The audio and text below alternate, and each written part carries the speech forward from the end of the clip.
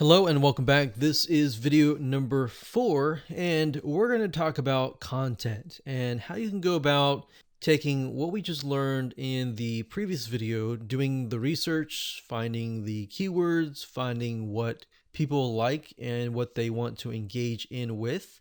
So if we pull that up here, remember we did a search on weight loss magazines, Weight Watchers, Shape, and Women's Health.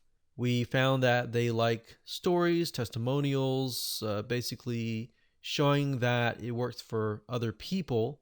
And essentially, those would also include things like side by side pictures, like one picture over here, and how they've, went through maybe Weight Watchers and then or weight loss, and then you see another picture of them having lost weight. Then, of course, we have content in the form of maybe recipes and in the form of exercises. Now, how do you go about replicating this if you don't have a lot of this content already?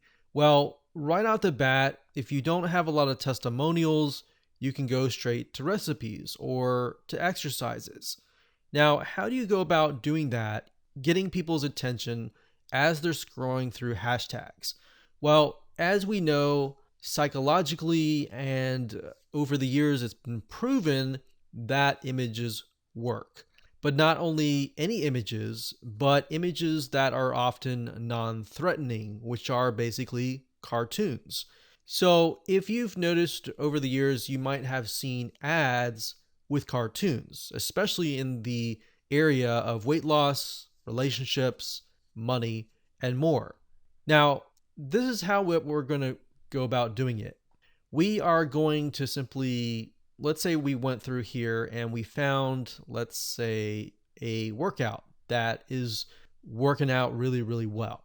So instead of including tons and tons of words and just images here, what we're going to do is you don't necessarily have to plagiarize, but you can just simply follow the workout. So maybe you find a workout that works really well in terms of losing weight, and instead of taking pictures of you, you want to post something perhaps more non-threatening. So you can either do it in several different ways. You can either use a app called Get Stencil, that's getstencil.com, and you can use this to create quotes. You can use this to create different words that stand out. And that's what I would do. Instead of posting tons and tons of text and only text and that's it, and hashtags, I would post both text, hashtags, and images. Now, like I said, Get Stencil is mainly for things like quotes and words. But if you want to, let's say, convert an image, and let's say you have a workout that works really well, you can send your images to an artist and have the artist turn those images into cartoons. So one site that we recommend going to is called Fiverr.com. That's Fiverr.com. And if you go to the site, you'll be able to find a lot of people who can create amazing cartoons. Now, some of them look really cheesy. The goal of this is to simply find an artist that fits what you're looking for. So if you're scrolling down and you see, okay, this person creates designs that are similar to what I'm looking for, then you might want to open that up. So basically, just scroll down, take a look to see if you can find somebody who is creating designs and cartoons that fit that character. Now, what I recommend that you do is once you have found an artist on Fiverr that creates exactly what you like, stick with them. Okay, so that way all of your cartoons look consistent.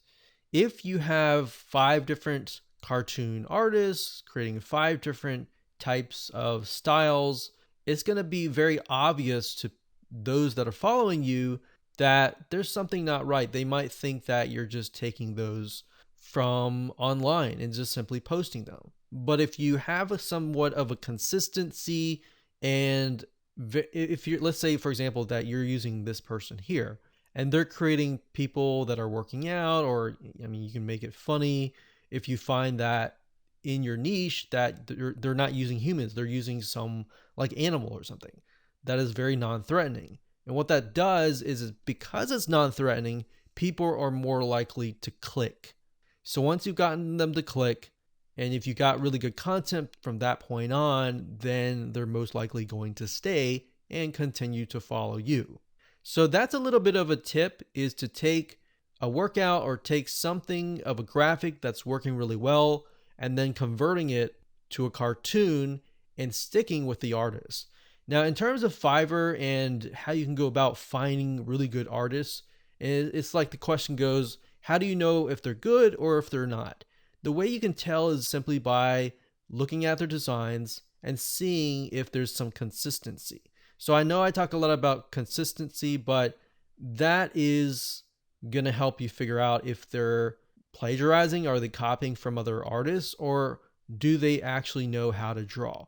So if we take a look at this guy here, you see how his people and his animals look very similar?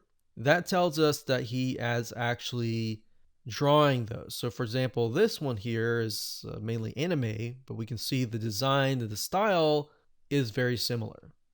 So if we go here, it says, I will create a cartoon ready for animation.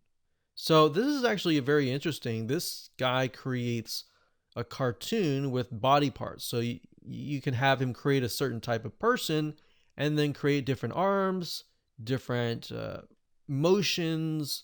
That way you can have them move, essentially. So this is really good. This is actually very interesting. So you can have them create different faces, different body poses, different motions of the hand, the arms, different things. Okay, so this guy's is actually very decent. This is very interesting right here. I would actually hire this person right here. So if you go to fiverr.com, look for Oleg, Dovgan.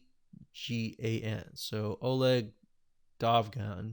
I'm probably saying his name wrong, but go here, look for this guy. If we look at his reviews, we can see that for the most part, he's got 51 5-star reviews, and for 4-star reviews, he doesn't have any 3, 1, 2, or 3. That's a good sign.